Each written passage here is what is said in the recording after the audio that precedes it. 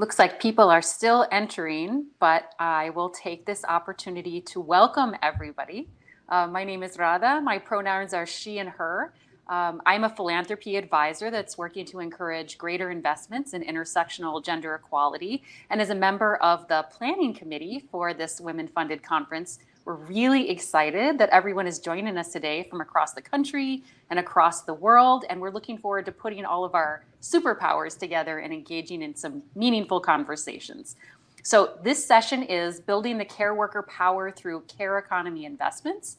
And without any further ado, I will turn it over to the panel speakers and let you take it from here. Welcome. Thank you so much, Radha. Welcome, everyone. My name is Shruthi Jayaram. I lead the women's rights portfolio out of Dahlberg Advisors, which, as some of you may know, is a strategy consulting firm that works to advance social justice, equity, and mobility in the United States and beyond. I am so thrilled to be here today and to be discussing this topic with you. Feminists have known for decades, if not longer, that the care infrastructure in America is broken. A report released just this morning, for example, showed that 35 out of 50 states in our country don't have sufficient quality policies in place to support caregiving. This is disturbing, but it isn't new information, certainly not for anyone in this audience, or for that matter, anyone who has tried to take care of a small child, a sick loved one, or an elderly parent in America. The pandemic has made our care crisis even clearer. It has shown every philanthropist that the lack of care infrastructure can reverse hard-earned progress on equity and hinder communities from achieving our self-determined goals. Over 90% of caregivers in our country are women, the vast majority women of color. They are not paid enough to make a dignified living today and do not work in conditions that we would term to be decent work. The pandemic has shown every business and investor that the lack of care infrastructure can cripple the workforce and stop the economy in its tracks. Since March 2021, 1 in 3 working women with children under the age of 18 have left the workforce temporarily or permanently to take care of their children. And finally, the pandemic has shown everyone in our society that care simply cannot wait. A lack of access to affordable, reliable, quality, and culturally competent care has been a large part of the collective trauma faced by families across America through this pandemic. And that is what this panel is about. This panel is about asking ourselves the question of whether and how we can mobilize private and philanthropic investments in care in the United States. Why the focus on private and philanthropic investments, you ask? It cannot be denied that the public sector is and should be a large investor in care. Comprehensive data on care financing is not available, but some estimates suggest, for example, that up to 40% of childcare spending today is by the government. But private and philanthropic capital also plays a key role in financing care. For example, private companies pay corporate tax that finances the public provision of care. Private investors provide access to capital for providers of care. Private employers subsidize care for their employees. Private philanthropists invest in care programs and solutions. And private investors support individuals and families in covering care costs. Yet the care conversation doesn't discuss as much the role and potential of these actors. And we all know that if left entirely unchecked, private capital can indeed be actually deployed in ways that expand rather than reduce inequities. The question before us is then how to mobilize these investments to be deployed more effectively and efficiently in service of a more equitable workforce and an equitable economy. And we could have no stronger panel to do just that. I'm so thrilled to be introducing 3 experts in the space, each of whom bring a unique perspective to this important and timely question. Julie Kashen is a visionary in the fight for public financing and provision of care. Palak Shah fights every single day for more innovative ways to increase the respect, recognition, and rights for the nearly 2.5 million care workers in the US. And Abir Liben is mobilizing capital and mentorship from one of the most prominent investors in the country, actively investing in companies that provide or facilitate care. Julie, Palak, and Abir are all, in different ways, helping us build a more equitable economy and thriving society. With no further ado, let me dive into the conversation and start with Julie. Julie, can you share a little bit more about how and whether you see a role for private capital in care? Thanks, Shruthi. It's so good to be here with you and the rest of this panel. I have to admit, I'm really intrigued by this topic because, well, full disclosure, I'm not sure to the extent which private investment can play a role or make a dent in the care crisis we have. So I get to be the resident skeptic for the next hour while we're together anyway. But let me explain why. So I have a hard time imagining a solution to the care crisis that doesn't center around a significant public investment, with federal funds being the biggest part of that investment. And I'm actually not alone in this. So last week, Vice President Harris and Treasury Secretary Yellen held a press conference on childcare. And Secretary Yellen said, the free market works well in many different sectors, but childcare is not one of them.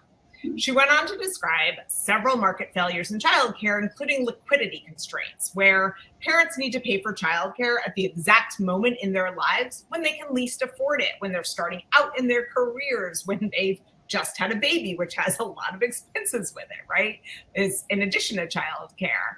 And the reason it's so expensive is because it's labor intensive, where the quality of care matters, because we're talking about children, right? So the math just does not add up. High quality care requires that we pay the care workforce well and ensure that they have amazing working conditions. That also helps us recruit and retain the best possible workforce we can have. And it gives them the economic stability they need to show up to work every day in the way that they want to. And yet the majority of the funding to pay salaries right now comes from those very same parents who can least afford to pay. So what that results in is childcare workers being paid an average of $13.50 an hour. That's less than dog walkers and parking attendants to care for our children, right? Does not add up. So the story is very similar for elder care and support for people with disabilities. Our loved ones need care. We will all need care. We've needed care earlier in our lives. And the people who provide the care deserve to be paid well and treated with dignity and respect.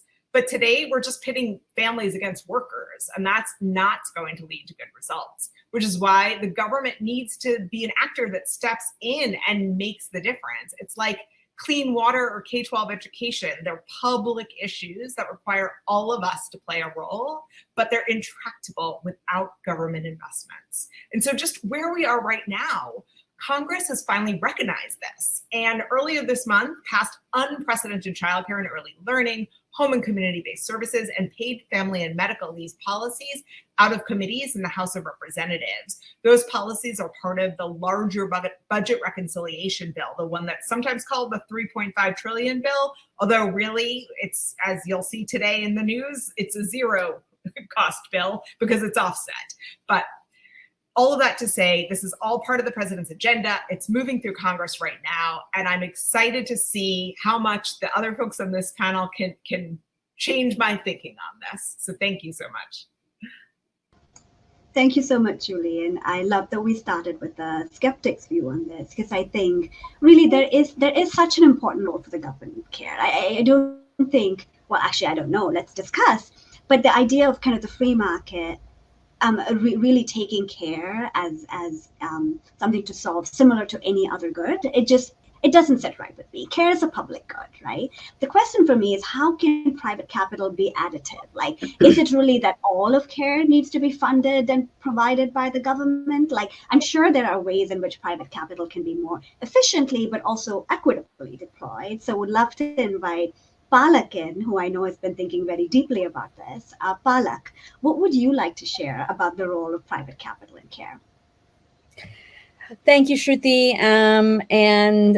I have made it a career rule never to contradict Julie Kashen. So I will start out with saying I agree with Julie that there's obviously, from the perspective of the workforce, but also just from the perspective of a logical thinker, that there's no question, right, that the government is going to play a major role in the care crisis and in solving that crisis and building care infrastructure, as our movement has been at the center and the forefront for many years now in advocating for public solutions and viewing care as a public good. There's no question about that.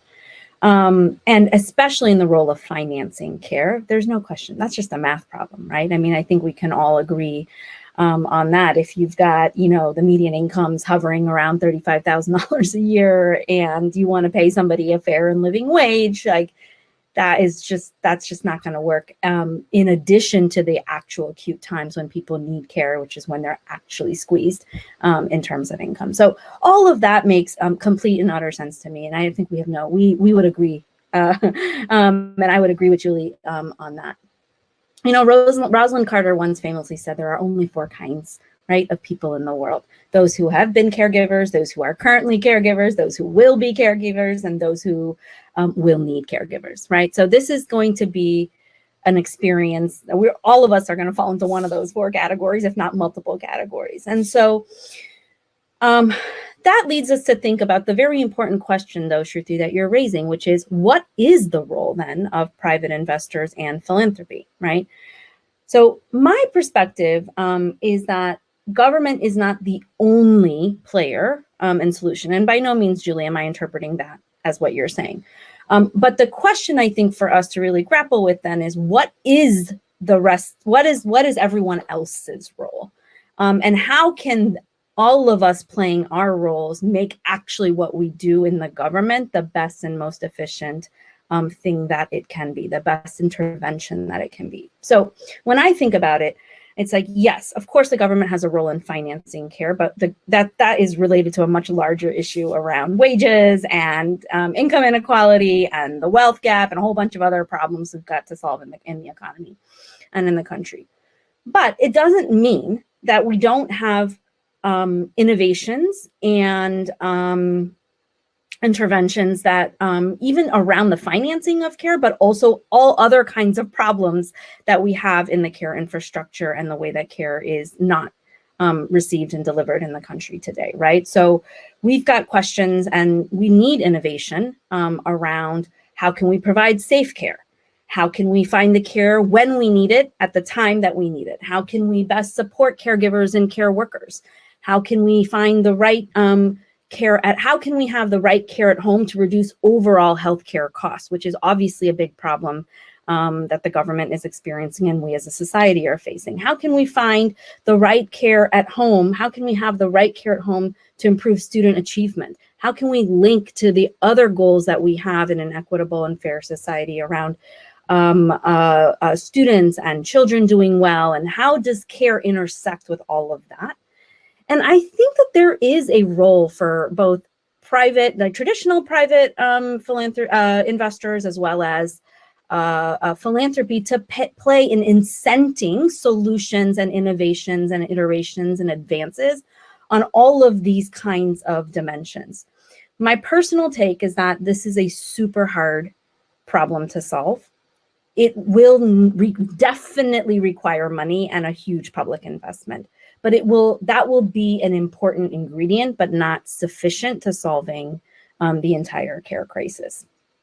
Because the problem is complex, because the problem is entrenched not just in an issue of financing, but in issues of gender and race and the way that we culturally view what care is. We actually don't even call it work, right? We call it help in our everyday lexicon. So there's a lot of ways at which we're going to have to work together cross disciplines. I'm a firm believer that no one discipline, like at this point, the care crisis is so severe and the lack of infrastructure is so great that it is going to take a like all the disciplines working together to actually find a way through the situation that we're in.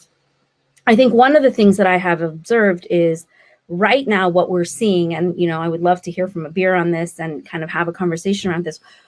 We are not yet seeing, from the worker perspective, I am waiting, let's put it this way, I am still waiting to be impressed by the kind of traditional companies that are emerging in the care sector to truly be good for workers and maybe even for the overall system of care. I think there are certain pieces of the care problem that are starting to get addressed quite well, right? And I think most of that revolves around matching supply and demand and reducing friction in the labor markets. But at the same time, the entry of a third party into the care relationship also is putting downward pressure on wages. That's just inevitable, right? So I think we do have a lot of, it's the first draft of solutions that are starting to emerge.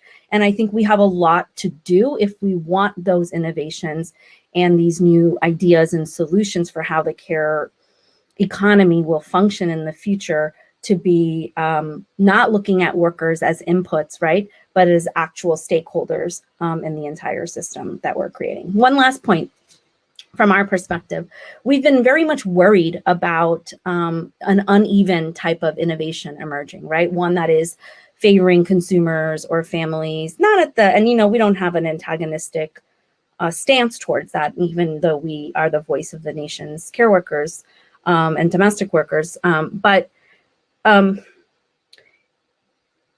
it would be great if we could incent a field of innovation and prototypes and models and companies and solutions and tools, right? Not limited to one form, that were truly addressing the needs of caregivers, whether they're paid or unpaid.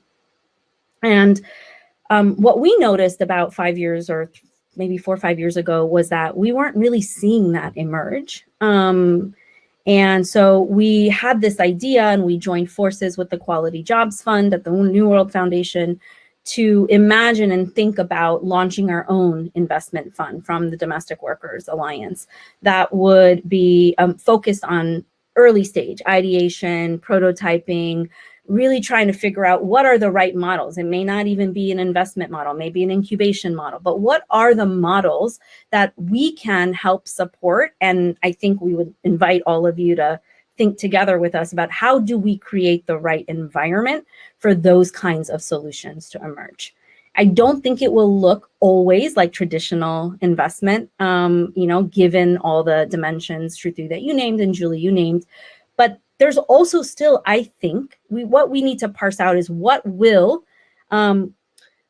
is great for the traditional market to solve, and what are other problems that still need to be solved that require a different form of financing and investment. I think trying to parse that out and match the right type of capital with the right type of goal and solution is really the next stage in the puzzle here. Yeah, thank you so much, Palak. That's just so thought-provoking, and couldn't agree more on kind of this spectrum, if you will, on where you have, the need for traditional financing with, I should say, a lens of equity to it as well. So not to say traditional financing can be absent that lens of equity, but where actually you could have traditional financing for care, where you might need more innovative approaches or more innovative types of financing for care, private financing, I mean, and where we might just not be able to finance using private capital, right? And I think that, and that's where I think focusing the government, because you also don't want to have the public sector sign up to fund things that can and should be and perhaps could be funded through the private sector. So it's really about that spectrum and finding out what types of capital should be most effectively deployed. But I want to turn now to Abir because because your name's already come up 2 or 3 times in the conversation, but B, because we are so keen to hear how are investors thinking about this? You have an active portfolio. It includes several of those companies that Palak was referencing. Like, coming into this as an investor, how do you see the role of private capital in care? Yeah, so I'll cover my perspective as a venture capitalist with the small caveat that I am probably more impact oriented than the average venture capitalist, partly because of my upbringing, partly because of just the perspective we have as an all-woman team, as a predominantly women of color team. We bring a bit of a different perspective to the table compared to the general venture capitalist, which is a market where 90% are white males. So that very much informs the types of companies that have been founded and funded. But yeah, Julie, you're not the contrarian on this call, surprisingly. I completely agree. The math does not add up. From a venture capitalist perspective, our goal is to pour cash onto industries and companies with the goals of getting extremely accelerated growth. And we're looking for billion-dollar outcomes. And that's simply impossible to do in a dignified and decent manner when it comes to labor market arbitrage. And we've seen it with Prop 22 and how Uber and Lyft treats their gig economy workers. And the gig economy model is really popular in the venture capital world because we're able to have extremely low cost on labor, right? And that is indicative of how we value certain forms of labor, which is a common theme, right? But with that said, I think Shruthi and Palak have both pointed out that there are opportunities for private capital to be additive. And I think we need to look at where does venture capital and tech do its job the best. And I think that is with software and software-enabled products, right? So what's interesting to me in this space is looking at how do we build the tech infrastructure for care? How do we enable childcare workers to be paid promptly in an efficient manner? How do we enable childcare institutions to maintain privacy of their caregivers, the caretakers themselves? And how do we enable them to not just do the work that they do, but do it in a decent, dignified, and efficient manner, right? So whether it be specific technological tools that you bring into the residential homes, seen an uptick of retirement homes actually buying iPads because there's a lack of connectivity and socialization that's been accelerated by COVID. Retirees tend to be the loneliest groups of people, although Gen Z is certainly out-edging them right now due to several challenges on that front. So one of the cool companies that I've come across is called Leap. It's a social app for the silver generation with the goal of connecting them not only with one another around specific topic areas and interests, but also giving them opportunities for continued learning.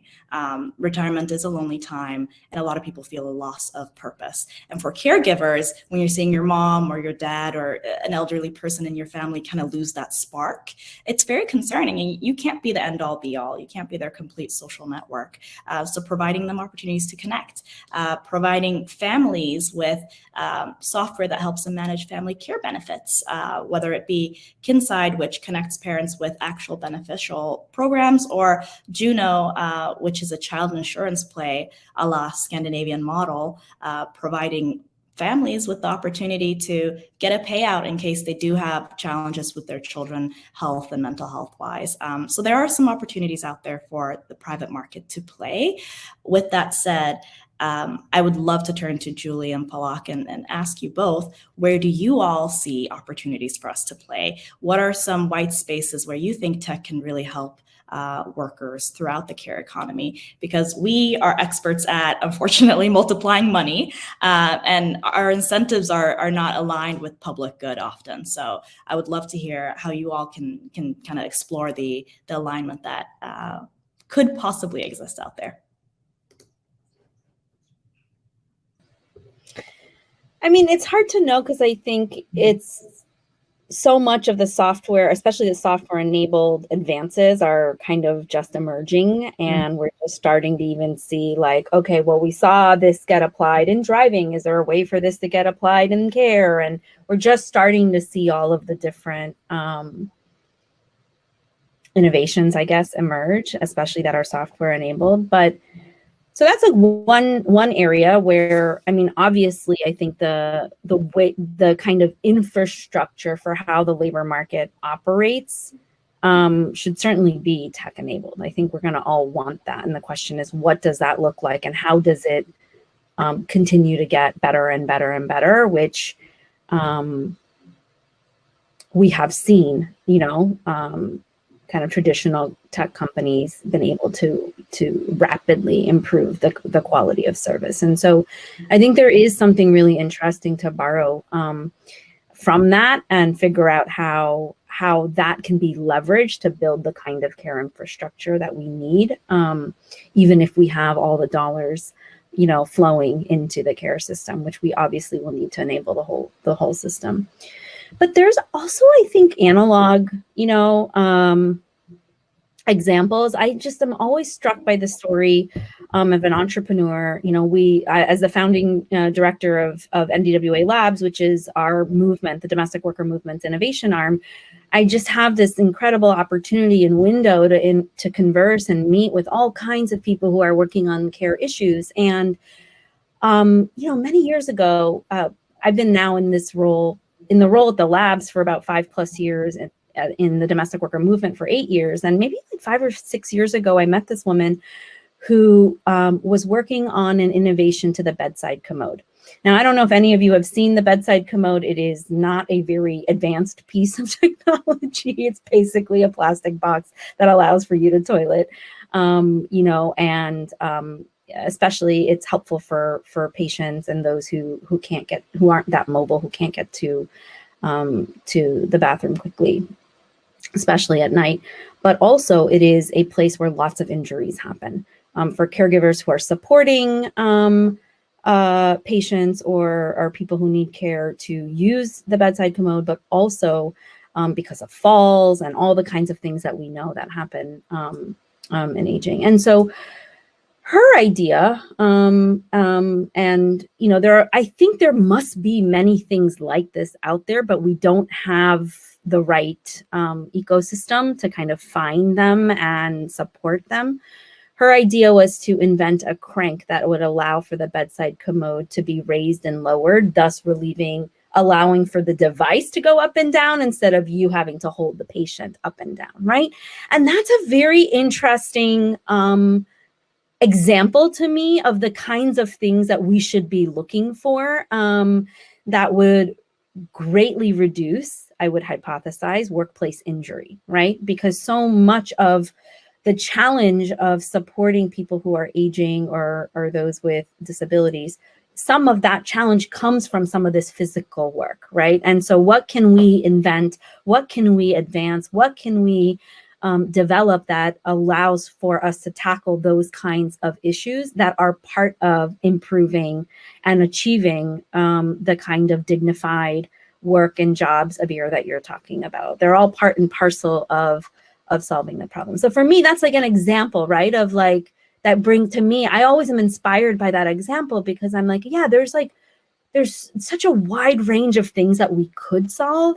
And what I would love to figure out with all of you and those in the audience and just kind of as a field together is how do we create that ecosystem and that kind of field of innovation, let 1,000 flowers blooming, where we're all working on the issues of the care crisis together. So fascinating. I think both these hypotheses, the hypotheses on tech and kind of how do we bring the best of technology to bear on both the worker side and the caregiver side, on the care receiver side, as you said, Abir. And Palak, your provocation of product innovation, right? Like how do we really invest in, if I think to the first wave of housework related innovations, right? The washing machine, the electrical appliances, the pressure cooker, the Instant Pot, right? Like these, while they seem like individual innovations, what they add up to is an entirely different experience for the person in charge of doing housework. And I think the question now is, what does product innovation look like in the caregiving space that could lead to a transformed experience for the caregiver, for the worker, for the person actually giving the care, not just the person receiving the care? And I do agree, Palak, we do see innovations focused on the care receiver a lot more often than innovations focused on the experience of the caregiver. And there could be an equally large market in both of those things due to reasons which are both affirming, but also, risk mitigating, to your point around workplace injury, etc. So those are two really interesting hypotheses. I want to throw a third one a bit in the mix for our team to discuss, which is, I do feel like though a lot of the private capital in care today, it kind of incentivizes, perhaps because as Palak says, it's the first draft, right? It's the first wave of these innovations, but transactional relationships in care, and kind of it transactionalizes care, while in reality, care is a community good, right? It's more than a public good, it's a social good, right? And there's something about, how can some of these innovations, either on the technology side or the product side, recognizing there's overlap between those two, like how can they build long-term relationships between caregivers and care providers, and build in worker rights and worker protection over the long term, not just in terms of finding somebody to watch your kid this Saturday. It's really a lot of the matching platforms, I think, try to do both. And how can we incentivize more of that long-term play? What comes to mind to me immediately is around wearable technologies and how do you monitor for things like bed sores? How do you monitor for different conditions that result in caregivers having to expend a lot of labor that is unnecessary? So I've come across a couple of investments in that space. The challenge, and I'm speaking about venture capital in specific, I think private equity and other capital markets are very different, is that what we're always looking for is, will this return our fund, right? Mm-hmm. So we raise our fund, then we have an obligation to our limited partners to not only return that money, but to give them a very nice multiple on it. And that gets really difficult when you look at hardware, simply because hardware requires a lot of CapEx. It's expensive to start up manufacturing, especially if you're looking to manufacture in the US, with workers having dignity and a decent wage, right? So it gets really tricky for us, hence why I'm focusing on the software, but I'm not denying that there is a lot of space for innovation within like the hardware analog industries. My question is more so, what market should be funding that? Where should that capital be coming from? Can we find alignment between the forms of capital and the forms of technology and care that we're looking to provide?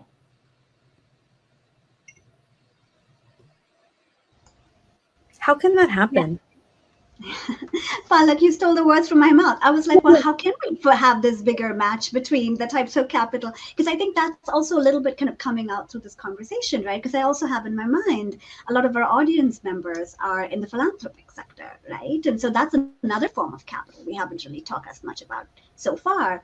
But I think this question of like, where does a venture capital like yourself, Abir, like where can you plug most usefully in? What should we kind of ensure to almost always leave, or ensure that the government has some role in close regulation and or financing and provision? So would love to turn to Julie. Julie, what do you think about kind of the must-haves for government funding care? I mean, of course, there's a policy element to it. There's a policy angle to it, a regulatory one perhaps. But, beyond that, in terms of financing, like where does your head go when you hear me and Abir and Palak talk about these things? I think that we need to make sure that our policy, we have a framework that really cuts across and thinks about the community that we're talking about, right? So that thinks about, the parent who needs the care, that thinks about the child who's being cared for, that thinks about the parent's employer who needs the parent to be able to be responsive, right? The person who's taking care of the child, again, same thing with elder care or care for people with disabilities. And so I think it's a whole framework around that. But I did want to just get back to kind of the software, because when you do talk about software, what comes to mind is an opportunity for me to brag on Palak for a minute, because NDWA Labs created Aaliyah, and Aaliyah is a benefits platform for house cleaners as a starting point, and going on to be able to be used for other types of domestic work as well. And so the issue with the, house cleaners are the people who are cleaning our home, who are, really caring for us in a very important way. And they generally do not have benefits, benefits, right? They generally don't have paid sick days. They generally do not have health insurance. And so they innovated to come up with this platform that allows employers of house cleaners to come together and collectively support the workforce. And so I have been a user of that for the house cleaner that I work with. And during the pandemic, it was incredibly important so that I was able, I wasn't having her come to my house anymore, but I was able to continue to put into a fund to support her and make sure that she was still, able to get, aggregate dollars toward paid sick days. And so I think that is a way that I have seen technology, be innovative and useful. And I'd say another piece that comes to mind is just, the ability to pay a nanny, for example, on the books, right? To be able to pay taxes on the people that you are employing if you are, relying on somebody in your own home. And having, easy to use software that really incentivizes you to do all the right things, to get workers' compensation, to be paying into unemployment insurance, to be paying taxes, right? That is a technology that I've also used that I feel like is a really important piece of making sure we're able to treat workers fairly. That is so curious for me to hear, because I have been dealing with this moral conundrum essentially around benefit programs for gig workers. So there are a lot of startups that are looking to provide benefits for these workers.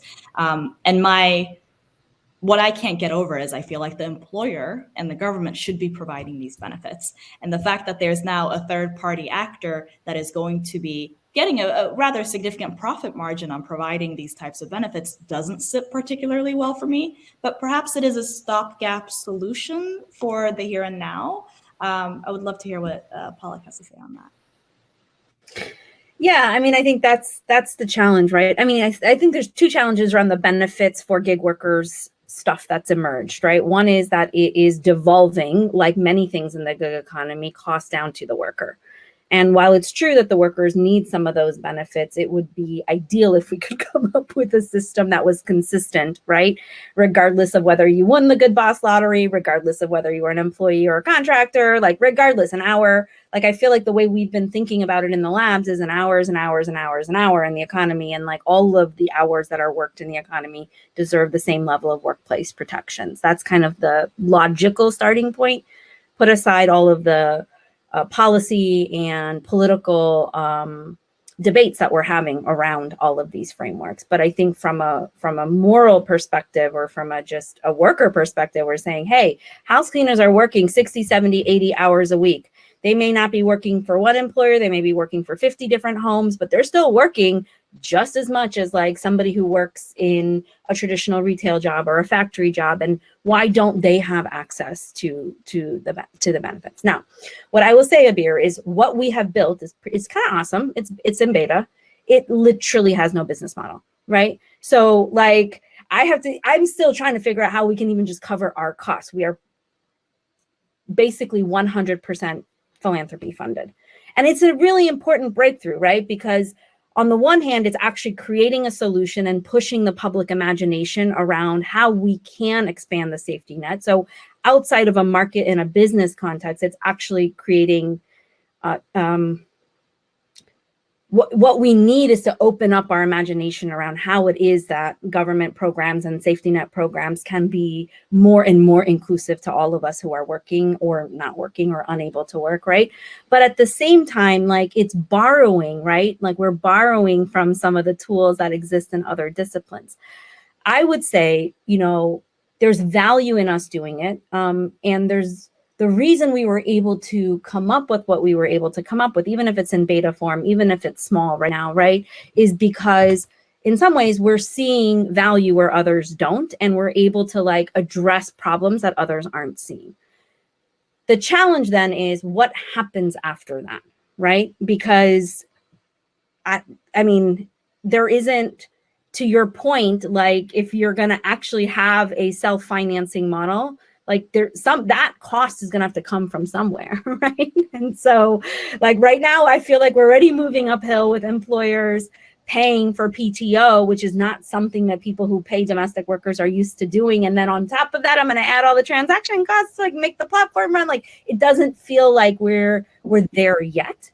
But an interesting example that I want to bring to you all about possibly a model for how these things could work is during the coronavirus, when we're still in the pandemic, but when the pandemic started, I was like, wait, is this my new normal? So when the pandemic started, we knew immediately at NDWA that domestic workers, like the experience, Julie, you were saying, where people, because of shelter in place, and as that went into place, like workers were going to be basically shut out from work. Now we would have really kind and caring employers like Julie, who were continuously still worried about income, but for the most part, like we saw a cliff basically in domestic work employment where like a week in April, like basically everybody got fired or was like sent home. And, we had like Great Depression levels of unemployment in the domestic work care sector. This is like, we also knew that this was also obviously during the Trump era, right? When the pandemic began, we knew that this wasn't the time where the federal government was all of a sudden going to show up for domestic workers after 100 years of all kinds of national and federal exclusions on labor protections for domestic workers. So we started thinking to ourselves, like, hey, like, what could we do about this? TLDR, long story short, right? Like we basically used and pivoted the Aaliyah platform that we had to essentially create a emergency safety net for domestic workers. Private capital and philanthropy gave money poured into us when we said we want to make emergency cash payments to domestic workers who are in crisis. $30 million came into the Alliance for just this purpose. And then the labs team and the Aaliyah team, we were tasked with how are we going to get this money out the door? And so we ended up using part of the Aaliyah software that we had, partly calling our friends at Google and saying, hey, we are really in a crisis situation. Of course, this was when we thought the pandemic would be over in 3 months. So we were like, time is of the essence. We need to like build something right now. So Google sent over a team of 7 Googlers to come and embed in our labs. And collectively together, we built custom new software, which we call Aaliyah Cares. The interesting thing is at the same time, mayors across the country were interested in solving this problem. The problem that there was going to be lots of people in their cities, immigrants in particular, who would be left out, immigrants and also like cash and informal workers, right? That would be left out of federal and congressional relief for a whole bunch of reasons. So they wanted to start their own immigrant relief funds, which was a trend that we saw at the beginning of the pandemic to provide some level of assistance. So then we ended up using our software to not only administer our $30 million fund, but the funds for the cities of Tucson and the funds for the city of Philadelphia that were government adjacent funds. Then what we decided to do was open source the software so that any future government or entity that wanted to use the unique system that we had created that was for underbanked people and for monolingual Spanish people, like the whole thing that was catered to our population and the workers in our alliance, make it available. And I wonder, right, if that is, I only tell you that whole long story to say, hey, like, is there a model where we are thinking about not building permanent innovations in one area, but that ends up being a catalyst or catalytic to something else? What, like, for example, when I have talked about Aaliyah, like I do not see myself and NDWA Labs permanently building a portable benefits company that will be the shadow safety net for the government into perpetuity. That makes no sense, both in terms of like what we would advocate for, but also in what we can deliver. But it would be very interesting to have an exit, right, from what we're doing to a state or to a locality, and kind of have philanthropy play at least an important role that it can play, which is to seed and catalyze these kinds of innovations.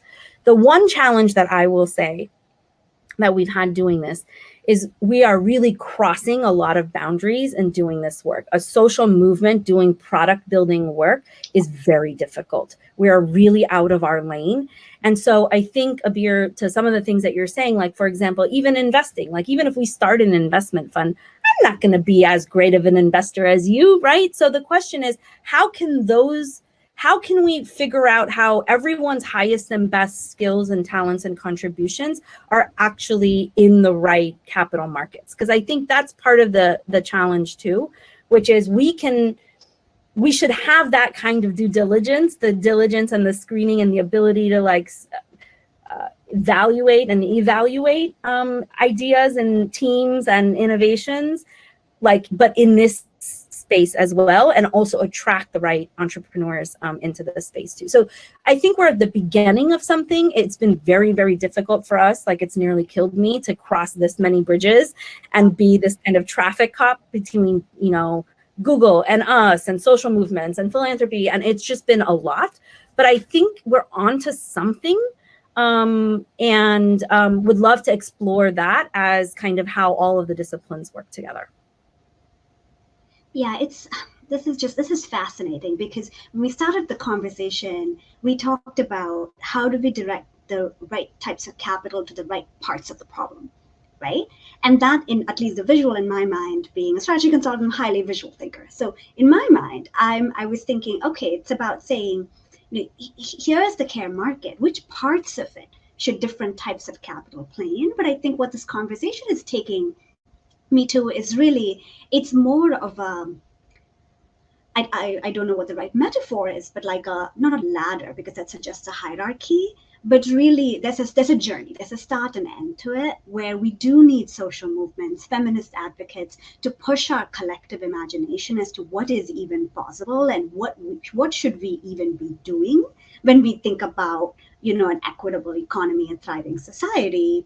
And then that will probably not be having a strong business model in the beginning, right? Exactly as how Alia didn't have a strong business model in the beginning. We do need philanthropic capital to take that risk and take that bet, and to demonstrate to investors, both to articulate that there's an addressable market, because, you know, at Dahlberg, when we talk to investors in care, a lot of the times we get the question about, is there an addressable market for childcare? And that is it boggles my mind to receive that question. I'm like, what do you mean? Everybody needs, like, practically to your point, I think, Palak, in the beginning, right? Everyone's in these 4 categories. I was like, of course there's an addressable market, but, you know, this is where deeply ingrained norms come in of care as a private good, and also women not needing childcare because women want to do childcare, right? And this like kind of very archaic view of what is care, who needs it, who wants to give it, who wants to pay for it, etc. And so if philanthropic capital can come in to support that case, both to the public sector of the importance of doing this at scale, and to the private sector for articulating the addressable market, growing the addressable market by, for example, I bet now that users of LA are more inclined to resource it now, having seen the benefits of it, you know, a year and a half in, than they were perhaps at the beginning when they signed up for the platform, right? So maybe it's more of a, like a journey of us expanding our collective imaginations and then opening our collective wallets to actually pay for this important, you know, public good. I'm conscious of time. We have somehow arrived at the 1:45 p.m. mark, and I don't even know how that happened so quickly. I see some thoughts from our wonderful audience in the chat and wanted to open up space. Would invite people to weigh in there's a Q&A option. If folks have any immediate questions for our panelists, I certainly have no shortage of additional questions that I want to explore. So no pressure if no questions come to mind. I'd love to hear if there's anything on people's minds. And maybe as people are thinking, would start with the point being made about women's mayors networks, and turn that perhaps to Palak. Like you mentioned, a couple of cities that you worked with closely during the pandemic. What drove that? What motivated that? How are those partnerships formed? It was a really tumultuous and kind of stressful time. It was also really chaotic because, you know, this was obviously before Congress had passed any of its relief packages. We didn't know what was going to happen. We didn't know what kind of relief was coming. I think we can look back now and talk about the stimulus checks and all the various iterations of things that ended up happening. But in late March, when we started the Coronavirus Care Fund for domestic workers, we were pretty early in. And our partners at Open Society Foundations, obviously a large and leading philanthropy, were very much interested and concerned by the same problem. They had already made a commitment to the Domestic Worker Fund, and we have been longtime partners with the Open Society Foundations. But also, I think they were starting to hear from mayors and talking, especially in New York, given their presence in New York, about the challenge that immigrants were going to face, given the political era and regime that we were in at the time, right? And so there was not a lot of high expectations and hope for federal relief, especially for immigrants and others who might be left behind. So the way that all unfolded was, and I have no idea what venture capital is, like Abir, and I have no idea what like deal making is, except for like from the movies and like things like Wall Street and stuff like that. But I felt like it was a time like that. Like I was like, this must be what venture capital is like, or deal making is like, because there was so much back and forth and like trying to figure out who's going to help who and how much money is going to be a part of like the New York fund and what is their system and who's going to work with that and who's the vendor that's going to serve. And like, it was just so much frenetic activity because everybody was just mobilized and in motion to try to figure out what are we going to do, and more importantly, how is it going to happen.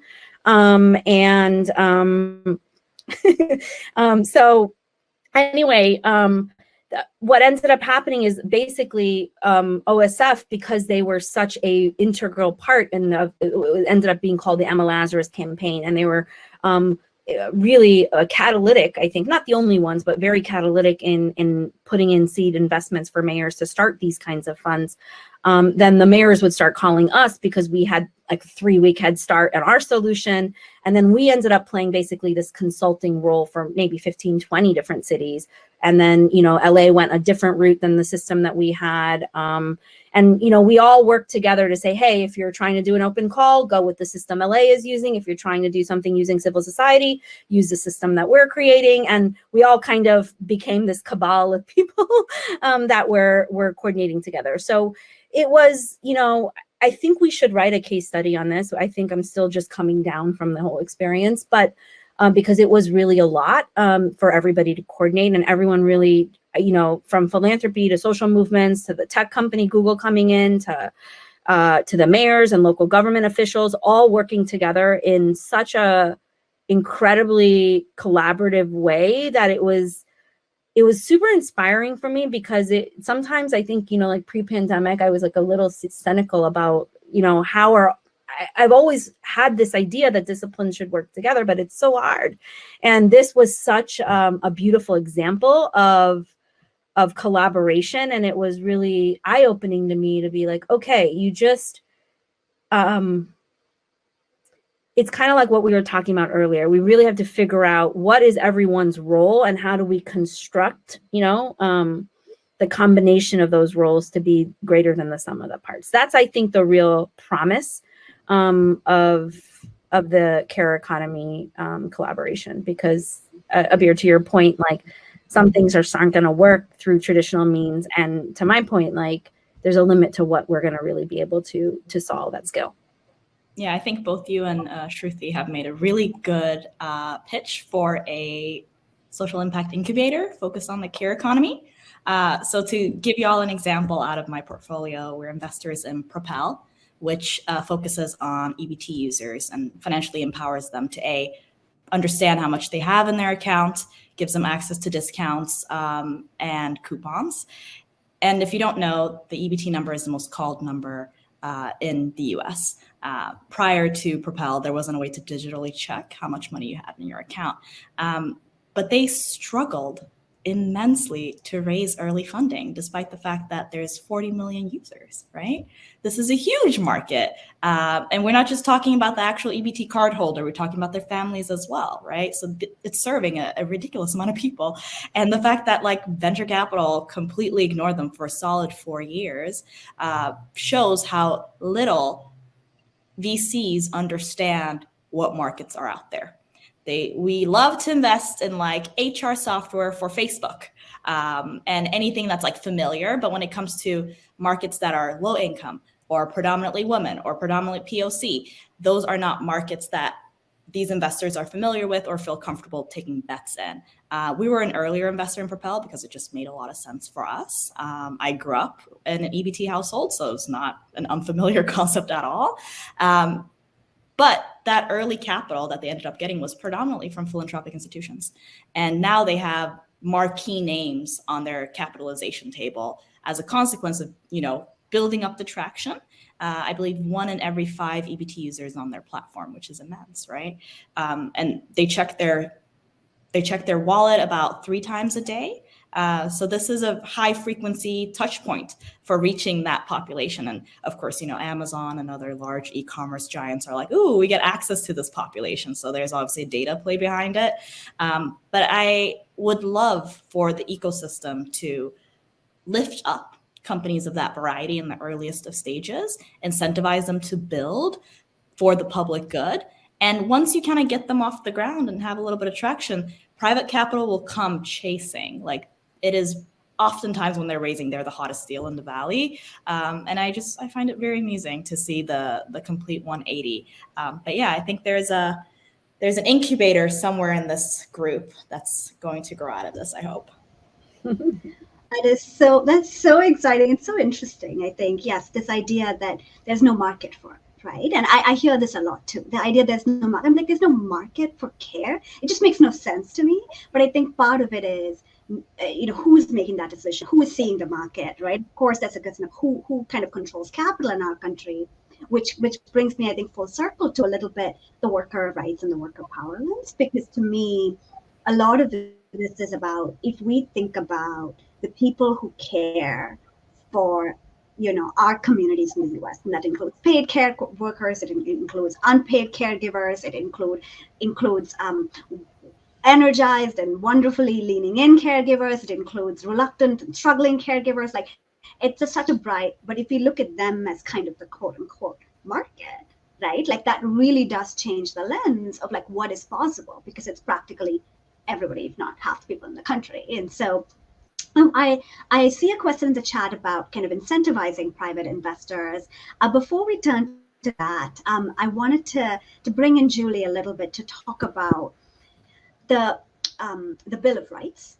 And so, we've talked a lot about care workers as agents of care workers as, the market, the consumers that will be utilizing some of kind of the products and services that, care, that private capital could incentivize. But you mentioned many minutes ago that we still need to have the right policy framework for all of this. Like, we still need to have the right regulatory framework for all of this. So could you talk a little bit about the policy and regulatory frameworks that you all are building, and how that plays into all of this? Absolutely. So the National Domestic Workers Bill of Rights, which I've had the privilege of working on the national level, after NDWA has helped to pass these laws in 10 states and 2 cities. And so we built this national model off of what already existed with input from domestic workers from around the country, which made it a pretty powerful way of thinking about things. And really, it has a number of different pieces to it. It aims to correct the problems of the past where domestic workers were explicitly left out of our labor laws because of our structural racism and sexism. It aims to be proactive about the ways that it's a unique care situation, or a unique work situation where you don't know that somebody's house is a workplace, but it is, right? Because if they are employing a nanny, if they're employing a house cleaner, if they're employing a home health aide, then that is a workplace. And so what are the rules that we can put around that to make sure that employers of domestic workers are really thinking about it that way? One piece of that is actually requiring a written agreement, so the roles and responsibilities of the worker and the employer are both laid out very clearly, as an employment contract would be in many other situations. So it's a way of formalizing the work, while also making sure that there's dignity in it, and also providing ways of thinking this. How do you serve,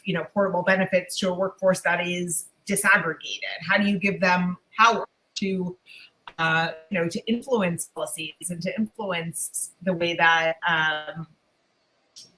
rules are written for them? So part of it is a domestic worker standards board that brings employers and employees together to talk about what working conditions should look like and make agreements and then make recommendations to the Department of Labor. And in some ways, in that, there is a real private, public partnership there, having, the people who are most impacted directly engaging and then bringing that to the government. And so I think that, all of these pieces are really important. And then just on the worker benefits, it does have a piece to say, how can we make our existing public benefits, healthcare and retirement security work better for gig economy, for, workers who work for a single employer and are their single employee? What else can we do? And so we want to kind of look into that more, because I think there's so much that needs to be done. Yeah, absolutely. And this kind of goes into the end game, the points that we were discussing earlier, right? Like, what's the end game for Propel? What's the end game for an ILIA? Like right now you see individual movements, individual, community leaders honestly stepping up and building solutions that they then try to raise private capital for, they try to scale, but at some point it becomes kind of it comes under the umbrella of the federal government, or at least the government in some way. And I think that's where, to me, in my mind, I'm now picturing our journey, which is going to be the theory of change for the social impact incubator that the four of us are going to build for care. But really that's the last part of that spectrum, right? Because ultimately, if we think about each of our efforts as kind of being blocks in that journey, there's certainly an early role that movements play. There's a growth role perhaps that venture capitalists or other types of private investors can play, but the scale role, like who's playing the scale role? And in my mind, it's got to be the government. We have a couple of minutes left. Would love to turn to the question about what can incent, which is actually a very fitting question to end on, which is what can incentivize private investors to engage with an equity lens. And so, Abir, I would love to turn that to you and also give you last word, if that works, on the panel. Yeah. So I love this question because it's really difficult to answer. My first thought is, how can you align diversity, supporting POC, supporting women with cash outcomes? Oftentimes, that is a difficult argument to make. That doesn't mean that there isn't an argument, but if you're looking to get private investors to really come on board, you need to show that tailoring to these markets, serving these markets in a decent and dignified way will actually lead to financial outcomes.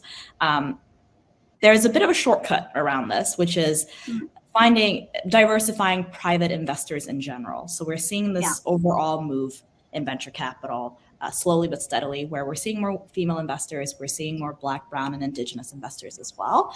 And that is to some extent, and not by default, leading to a more diversified look on what is fundable, what markets matter, and whether extractive companies are even good for the world. And I think there's also a bit of a generational shift happening as well.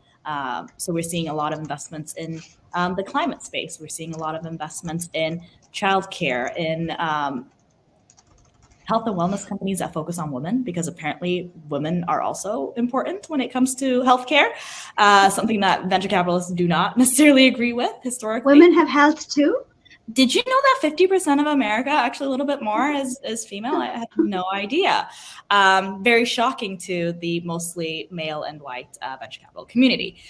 So I think there is a tide that is turning. It's turning slowly, but I think these populations generally are more, due to systemic oppression and historical exclusion, are more likely to look at markets in an inclusive and equitable manner. I don't think it's a solution to this challenge. I think it is a step in the right direction. But overall, I really do think we need to think through how to align public good and financial outcomes. And oftentimes those two things are in tension. And that's where, as Julie has pointed out, where the government comes into play. So yeah, thank you for that question.